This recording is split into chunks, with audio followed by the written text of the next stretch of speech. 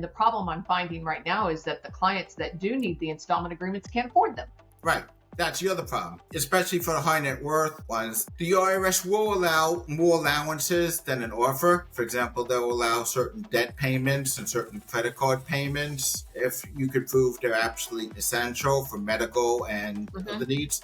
But again, you got to prove it. You got to prove that not only that you're making the credit card payments, that it's absolutely essential for either your survival or your medical needs, or else they don't allow that. That's a good statement. And then that's a thing that most people will say, well, I have to make these payments. Well, the IRS doesn't care that you have to make a credit card payment if it wasn't for essential use, as you stated earlier, if it's not for medical purposes, if it's not for living. And when you say essential, let's make sure that the audience understands what essential means. Essential would be the medical. Essential would be you use your credit card to pay your rent, your utilities, those kinds of things that are everyday living expenses, but you're putting them on a credit card because that's the only way you can survive.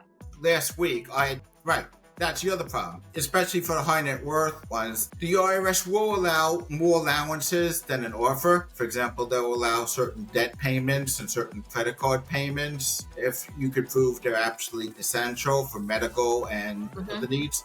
But again, you got to prove it. You got to prove that not only that you're making the credit card payments, that it's absolutely essential for either your survival or your medical needs, or else they don't allow that. Because I had a court hearing that I had to actually leave the office and drive to. So I was sitting there like really trying to push this IRS agent. I had to have this call.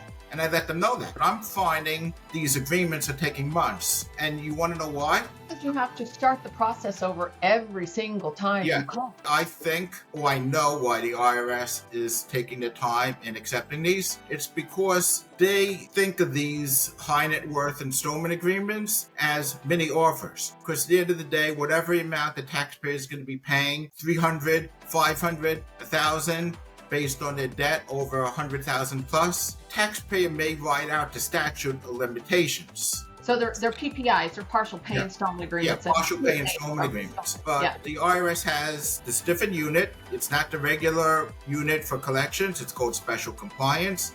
And I've been finding these really challenging. But the operative word is you got to be on top of this. The IRS will say, you got to call me within this deadline. You got to provide me this deadline with X, Y, and Z.